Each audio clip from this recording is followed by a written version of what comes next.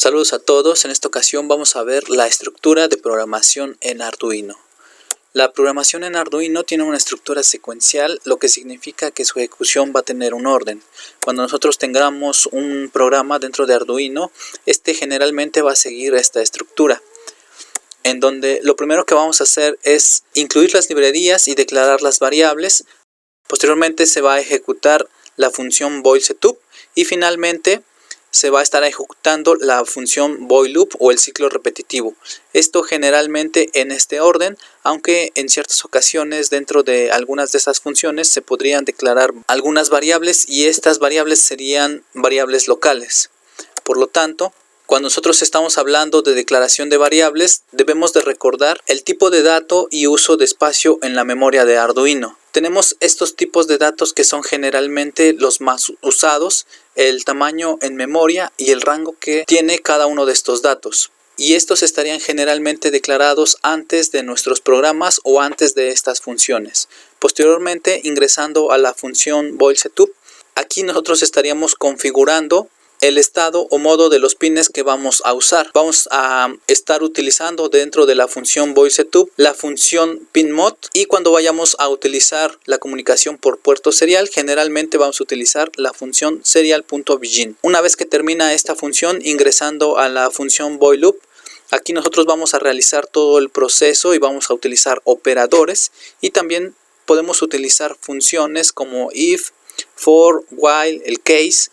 Y además vamos a utilizar frecuentemente las funciones para entrada y salida digital, digital write y digital read, y también para entradas y salidas analógicas como analog write y analog read. De esta manera se muestra un ejemplo en donde ya se tienen declaradas algunas variables con respecto a su tipo de dato y la forma de cómo estaría declarada, inicializando esa variable con algún valor. Además de que se está mostrando también la declaración e inclusión de algunas librerías previamente antes de ingresar a nuestra función void setup. La primera variable declarada como ejemplo es estado alarma y es del tipo booleano, la cual está inicializada en false. Este tipo de datos solamente puede contener valores lógicos 0 o 1 o bien verdadero y falso.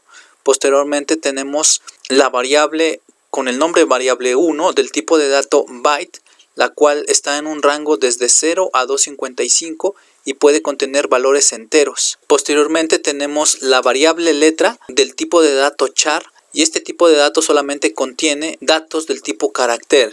Posteriormente tenemos la variable nombrada como valor entero, que es del tipo de dato justamente entero y está inicializada en 1024 como ejemplo. Enseguida tenemos el tipo de dato flotante y es la variable valor decimal, la cual está inicializada con 7.5. Recordemos que el tipo de dato flotante va a poder almacenar los números reales, además conteniendo punto decimal. Y finalmente se está repitiendo una variable del tipo entero. Sin embargo, esta variable está haciendo referencia a uno de los pines de Arduino que se van a utilizar posteriormente para una salida digital. Además podemos observar que delante de la declaración de cada una de las variables se encuentra un comentario con dos diagonales y posteriormente el mensaje o recordatorio para esa línea de código.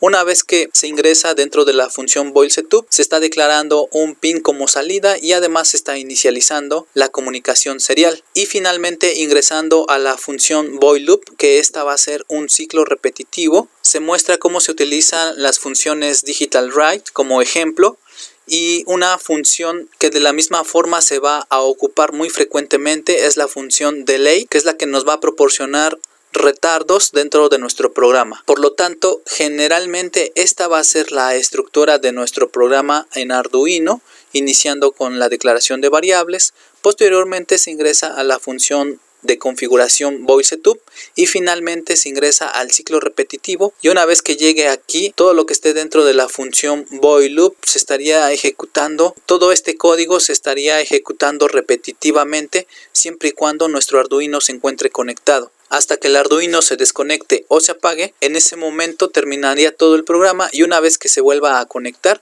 nuevamente se vuelve a realizar este proceso, iniciando desde la declaración, posteriormente el void setup y finalmente con el void loop. Bien, hasta aquí sería todo. Hasta luego. ¿Verdad?